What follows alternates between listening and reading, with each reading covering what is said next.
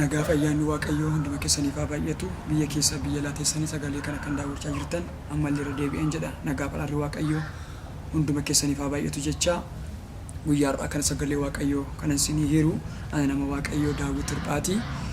Sagantaa kana qopheessitee kan simbiraan ga'aa jirtu akkuma argaa jirtan egaa agarsiistuu mootummaa Waaqayyoo waldaa kana keessaati. Waldaa agarsiistuu mootummaa Waaqayyoo sagantaa kana qopheessitee yeroo mara isinii dhiyeessuudhaaf yeroo jalqabaa guyyaa har'aa kana sagalee Waaqayyoodhaan ka'umsa goonee ka'uudhaaf yaalee goonee jirra. Waaqayyo immoo hunduma keenya haa gargaaru. Galgala kana sagalee Waaqayyoo kana isinii hiruu barbaadu macaafa qulqulluu keessatti dhaabadhetaniin kaayyoo sagantaa kanaa kaayyoo YouTube kana irratti toora gadhiisuu barbaanne maaliif akka ta'e macaafni qulqulluu har'a addunyaa keessatti lallabamaa jira. Garuu addumatti karaa kamiin akka inni lallabamuu qabu ergamni waldaa kanaa maal akka ta'e illee kutaa macaafa qulqulluu keessaa baniinsa waldaa kanaaf illee ka'umsa kan ta'e toora YouTube kanatti illee kan isin gargaaru sagalee Waaqayyoo ijoo kan ta'e qabadhe isinii dhiyaadheera. Mee kallattiimaan sagalee Waaqayyoo tokko dubbifannee sagalee Waaqayyoo kana wal duukaa hin dhageenya. Qorontos 2:4 lakkoofsi 16 akkas jedhan dubbisa wal duukaa baafanna. Kanaafis nuyi matumaa abdiin kutannu. Namummaan keenya ni bakkeetti mul'atu gadi dhumaa yoo adeeme iyyuu namummaan keenya ni keessaa irraa boraaraa ni adeema. Lakkoofsa 17 irratti immoo akkas jedha. Rakkinni salphaan inni nu yeroo dhaabbannu kun ulfina bara baraa safara malee guddatu sana baachuudhaaf nu qopheessa. Nuyi gara wanta ijaan hin argamne ilaalla malee gara wanta ijaan argamuu hin ilaallu. Wanti ijaan argamu yeroodhaaf ta'a. Wanti ijaan hin argamne garuu kan bara baraati jedha. Waaqayyo maqaan isaa haa eebbifamu. Mee sagalee kana dhaabbannee Waaqayyo akka hiikan itti dubbatuudhaaf Waaqayyoon hin kadhanna. Yaa Waaqayyo galanni guddaan siif haa ta'u. Maqaan kee haa eebbifamu. Ati alfaadha, ati omeegaadha. Waan hundumaa dura turte ammas hin jirta, bara baraa hin jiraatta. Maqaa gooftaa Yesuusiin ol waaqa irratti lafa irratti galanni guddaan siif haa ta'u. Sagalee kee kan dhagaan yeroo kamii namummaan isaanii hin haara, jireenyi isaanii hin jijjiirama. Sagaleen kee lafa kamirratti jiru kana kamirratti ibsuu laachuu danda'a. Egaa galgala kana sagalateeffana sagal qabaa maqaa Yesuusiin bara baraan galanni siif haa ta'u. Waa'ee mul'ata kanaaf galanni siif haa ta'u. Waa'ee toora YouTube kanaaf ulfinni guddaan siif haa ta'u.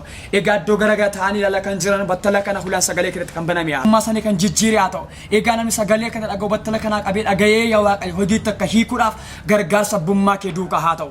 Kanaan mormuu kan barbaadu macci hammeenya kan hidhame haa ta'u. To sagalee kana dhaga'anii ba'aa guddaa ofirraa haa dhabani. To sagalee kana dhaga'anii namummaa isaanii kan haara haa ta'u. Afuurri kee sagaleen kee waa gargaaru. Maqaa kee maqaa Yesuusiin ameen.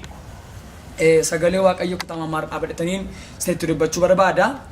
Qorontos 2:4 lakkoofsi 16 kun dubbii guddaadha kan inni dubbatu. Egaa addumatti iyyuu kaayyoon sagantaa kana maaliif barbaachisa kan jedhullee asumarraan dhaamsa goonee simbiraan ga'uu nan jaalladha. Sagalee Waaqayyo kana gaafa agarru ergamaan Phaawulos dubbii kanarratti wanta inni dubbatu dubbii bareedaa tokko dubbata. Dubbichi maal dubbata gaafa jettan waa'ee amanaa tokkodhaaf waa'ee nama Kiristoosiin beeku tokkodhaaf dubbii dhokaa tokko gadi baasee saba kanaaf abdii guddaa tokko agarsiisa. Saba kanaaf dhaamsa kana dhaabuu kan barbaade jalqaba irratti Qorontos keessatti saduraa keessatti caafata sagalqabaa keessatti gaafa caafee fi waa'ee abdii waa'ee fayyinaatti dubbatee booddee garuu kutaa tokkoffaa lamaffaa kana gidduu kan jiru rakkinoonni akka jiran argee rakkinni isaan quunname rakkina foonii qofa otoo hin ta'in rakkinni hafuuraallee akka jiru. Gidiraan fooniin isaanii irra ga'e hafuura isaanii akka miineedhaa fi rakkinni foonii mandaraa Qorontos biyya Qorontos irratti gaafa bu'ee jireenyi hafuura isaanii duukaa akka miidhamneedhaaf akka isaan isa keessaa ilaalanii gabataniidhaa fi abdii tokkotti hima. Inni iyyuu abdii akkamii kaafa jettan irra deebi'een dubbee sagaleen kudheef akka nu ta'uudhaaf. Kanaafis nuyi matumaa abdiin kutannu jedha. Namummaan keenya inni bakkeetti mul'atu gadi dhumaa yoo adeeme iyyuu namummaan keenya inni keessaa har'aa bor haaraa adeemaa jedha. Waa'ee namummaa keessaaf waa'ee namummaa alaati kan inni dubbatu ergamaan kun saba kana gajjabeessuudhaaf waldaa kana cimsuudhaaf rakkina irra ga'e kana keessatti akka isaan abdii godhatan akka isaan deemaniidhaaf sagalee kana isaaniif erga. Akka mata dureettoo kanaachi akka jecha ijootti isiniin biraan ga'u kanan barbaadu isa keessaa isa alaa caashifachuu mata duree galu isinitti dubbadha. Isni keessaa isa alaa caaluu qaba yoo kanaachi caashifachuu qabna waan jedhu isinitti hima. Egaa kutaa kanarratti gaafa agartan waa'ee namummaa keessaaf waa'ee namummaa alaati kan inni haasa'u. Namummaa keessaa jechuun maal jechuudha? Namummaa alaa jechuun maal jechuudha? Waa'ee namummaa alaaf wal nuun gaafachiisu hundumti keenya hin beekna. Namummaa alaa jechuun harka bakkeetti mul'atu, ija bakkeetti mul'atu, gurra bakkeetti mul'atu kana wantoota kunii bakkee keessatti agarree eenyummaa keenyaaf waa'ee harkaa waa'ee miillaa fi ragaa qabatamaan ija baanudha waan ta'eef. hin dubbanna jechuudha afaan keenyaan illee. Garuu inni guddaan sagalee kanatti kan dubbatu ergamaan kuni waa'ee namummaa isa keessaaf otoo hin ta'iin inni guddaan isa irra dhaabatee waa'ee isa keessaaf barbaada. Maaliif gaafa jettan saba kana rakkinni geera waan ta'eedhaaf gidiraan irra geera waan ta'eedhaaf rakkina guddaa arganiiru waan ta'eedhaaf bifti isaanii inni keessaa kun miidhamee jira. Inni miidhamee jiru kun akka inni isa miidhameen jiraatu duukaa wal utubee akkana jiraatuudhaa fi abdii akka isaan godhatan barbaada. Haa ta'uyyuu malee garuu abdii guddaa kan isatti agarsiisu waa'ee namummaa keessa isa bakkeedhaaf hin dhiphatiinaayidha. Isa bakkeetti mul'atu kanaaf hin yaaddoon qabaatiinaayidha. Kanaafuu maal gochuu qabdu gaafa jedhu namummaa inni keessaa immoo har'aa boraaraa adeemaadha. Inni bakkeetti mul'atu kun gadi dhumaayyuu adeemeyyuu dadhabaayyuu adeemeyyuu wanta eegganne sana ta'uu yoo baateyyuu namummaa isa kaleessa keessa keenya jiruudhaaf abdii tokko qabnaayidha. Namni tokko immoo abdii kana yookaan achi immoo namummaa kana eessaa fudhate gaafa jettanii namummaan kun yookaan achi abdiin nu keessaa kun karaa Kiristoos nu keessa kan buufatedha. Dhaqni kun dhaqna ilma Waaqa Yesuus Kiristoosidha. Karaa kam seene gaafa jettan karaa hafuura qulqulluuti keessa keenya seene kan jiru. Kun immoo maal dhumee jira gaafa jettan namummaa haaraan keessa keenya jira. Kiristaanni tokko nama sakaanirraa adda kan isa godhu maalidhaa gaafa jettanii addumatti baay'ee adda kan isa godhu nama sakaanirraa adda kan isa godhu namummaa haaraaf keessaa qaba. Namummaan kun immoo eenyuun ibsa gaafa jettan waa'ee isa kamii gara gaafa jettanii waa'ee isa fudhannee waa'ee jireenya bara baraa waa'ee gooftaa keenya Yesuus Kiristoos kan haasa'udha jechuudha. Kanaaf abdiin kutatina abdii kutakku isin irra jiraatudha. Akka san abdiin kutanne maaltu godhaafi gaafa jettanii namummaa keessaa qabnaayidha. Gidiraan ammaa kun rakkinni ammaa kun salphinni amma nurra ga'e kuni inni ammaa kun keessa keenya miidhe ta'uu ala keenya miidheedha. Gammadu irra kan jiraatu keessa keenya abdiin immoo foofne jiraayidha. Namummaa hin dadhabne jira waan ta'eef inni keessa keenya har'aa boraaraa adeemaayidha. Kanaaf mandaraa Qorontos kana keessa jiraatan kanaaf hin yaaddayina yaaddoon qabaatinaadha. Gammadu irra jiraataayidha. Lakkoofsa 17 dubbii kan dubbateedha. Rakkinni salphaa'inni nu yeroo dhaabbaannu kun ulfina bara baraa safaree malee guddatu sanaaf nu qopheessaayidha. Namni tokko biyya lafaarra gaafa jiraatu waa'ee namummaa isa keessaaf yaadaa qaba yoo ta'e waa'ee namummaa isa keessaaf dhimma qaba ta'e namummaan isaa inni bakkee badaasan jinqoo jechuudha. Garuu namoonni yeroo baay'ee kan isaan argan kan isaan agarru ofuma keenya namummaa isa bakkeetti mul'atuudhaaf yeroo baay'ee aarsaa baay'ee kaffalla.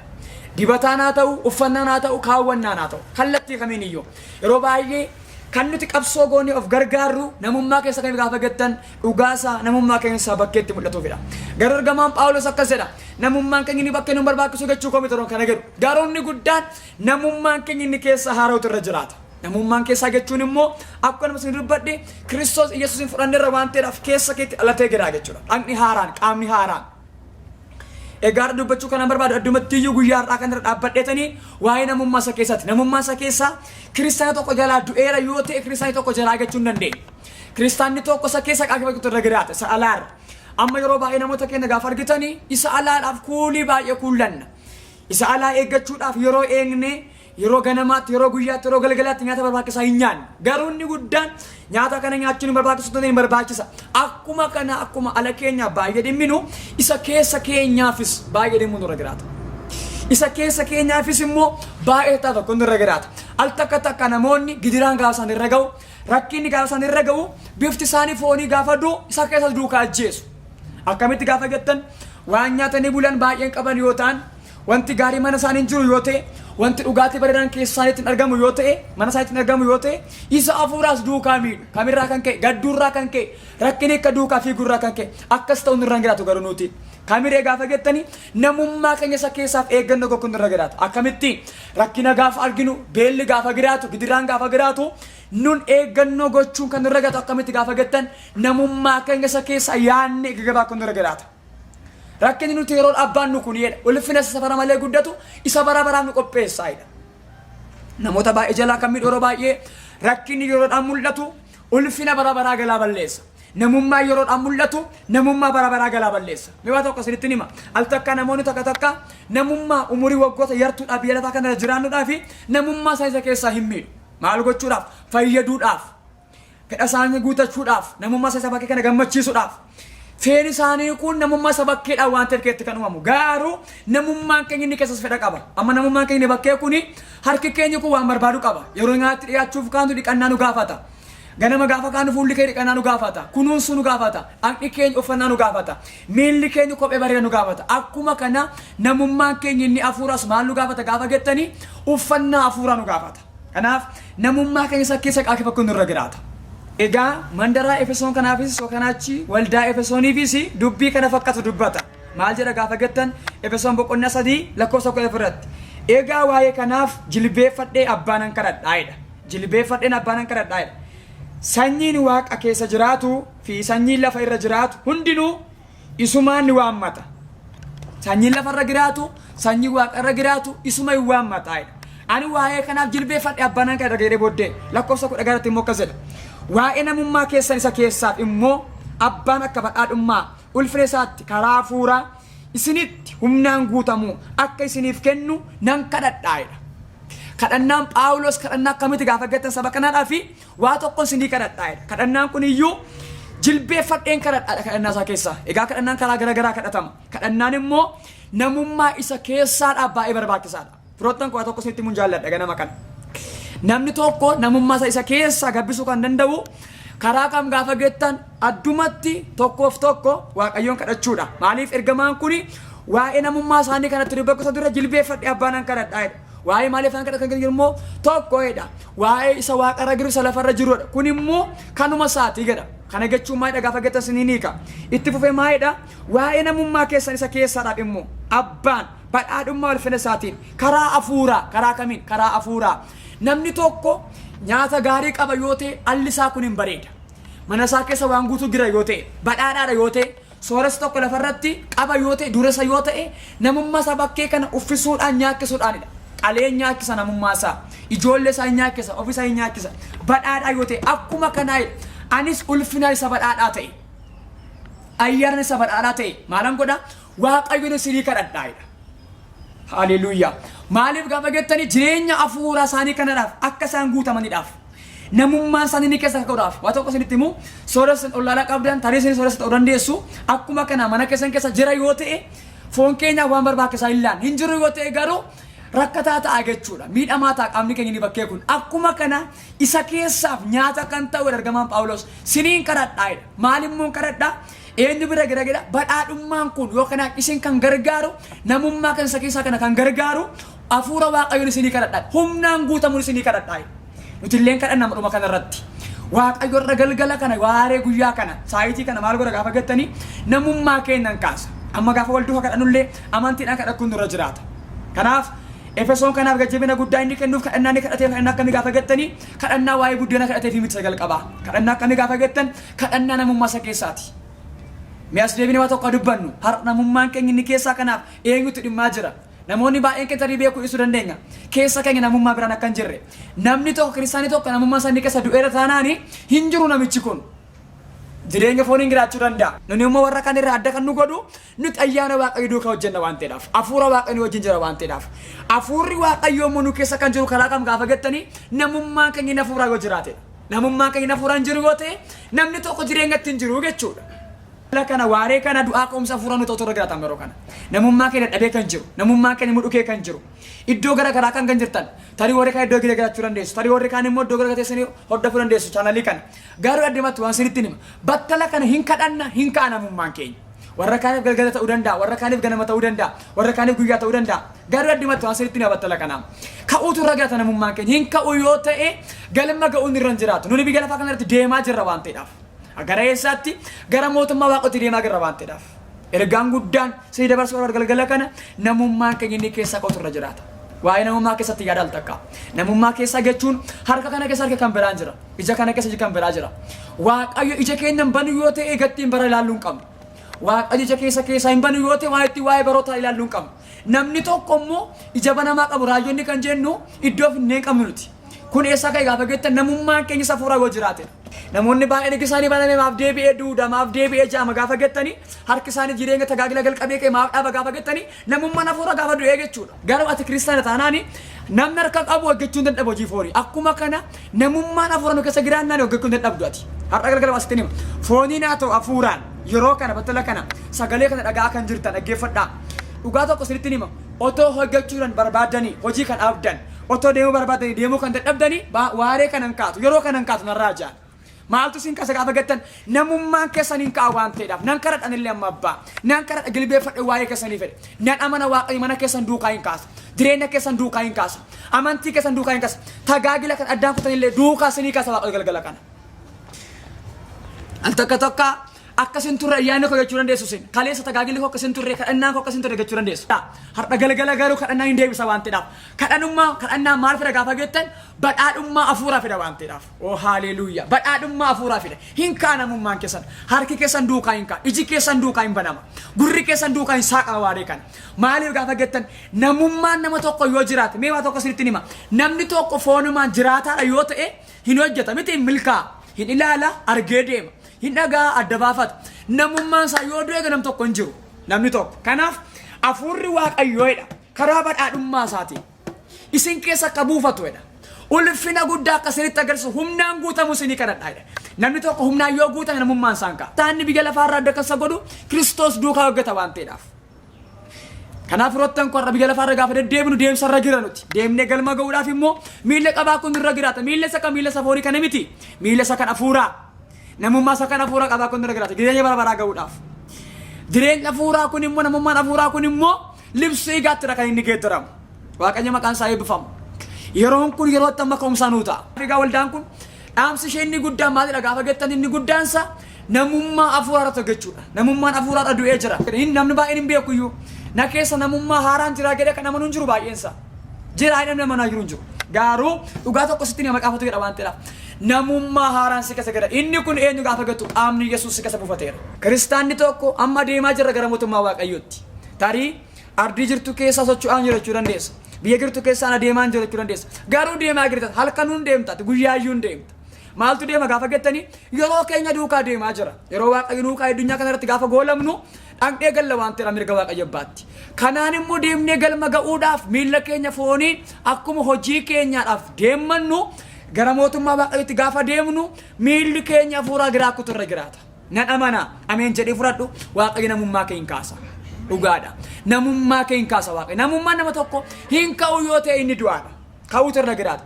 Karaa kam ka'a gaafa jettan Efesooniif akka jedhe ani siriin kadhadha jilbeeffadheeniin atillee kadhannaa kana jalqabe irraa qabii. Jalqabuus irra jiraata. Lafa kanatti jalqabnee jira nuti. Kadhannuun irra jiraata. Kadhannaan kun namummaa keenya hin kaasa waan ta'eedha. Dhugaan kun yalbatee namoota baay'ee biratti. Dhugaan hafuuraa waa'een deemsa hafuuraa waa'ee dhagaa hafuuraa yalbatee jira.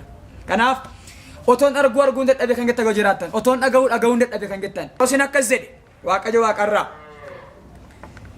Qiroos jedheeni ani qabeenya adda dukkanaa keessa jiru maalan godhaa? Sittan agarsiisa siin kenna harka keessan buusaa. Karaa kamiin kennuuf barbaade Waaqayyo? Dukkana dhaslaa'u ifa koratti siin ibsaan jennee. Biyyi lafaa kun dukkanaadha. Qabeenya dukkana keessa jiru kana keessa Waaqayyo maaliin kennaaf gaafa jettan ija hafuuraan ilaallee nyaanna nuti. Ija hafuuraan arginee fudhanna nuti. Siif garuu nan kennaa. Siifu Waaqayyoon kenna irraa qabee waan abde. Kanaaf mee wal duukaa taanee Waaqayyoon hin kadhannaa. Waaqayyo galgala kana namummaa keenya kakaasuudhaaf yeroo kana namummaa keenya kakaasuudhaaf iddoo kamuu jiraadhaa lafa kamuu jiraadhaa mee daqiiqaa muraasa wal duukaa hin kadhannaa. Waaqayyo namummaa keenya kakaasuudhaaf firoottan koo namni tokko namummaa isaanii keessa du'eera taanaa jira jechuun hin danda'amu. Akkamitti immoo beekna gaafa jettan namummaan keenya inni keessa kan dhaggeessu waa baay'ee jiraachuu danda'a. Kanaaf namummaan keenya inni keessa qotu irra jiraata. Al takka takka nama jireenyaan du'u waan ta'eedhaaf mee kottu galgala kana wal duukaa kadhannaa. Yaa Waaqayyo galanni guddaan siif haa ta'u. Maqaan kee eebbifamu. Sagaleen kee gaafa dhufu du'aa boollaa kaasa. Jaamummaa ija namaa hin bana. Dudummaa gurra namaa hin saaqa. Naafummaa harka namaa miila namaa hin diriirsa. Egaa galgala kana sagalee kee ergiteetta. Inni keessaa ka'uu qabaa nuun jette. Maqaa Yesuusin galgala kana firoota koo keessa kan ka'e haa ta'u. Qulqulloota keetti kan du'e namummaa isaanii kan ka'e haa ta'u. Keessa kan jiran ala kan jiran battala kan sagalee kanatti dubbadheedha. Sagalee kana dhagaa kan jiran toora kanatti dhaggeeffachaa kan jiran. Gurra sagaleen kun keessa lixxe galgala kana maqaa Yesuusin qabee kaaseedha. Humnaan kan ka'anaa ta'an.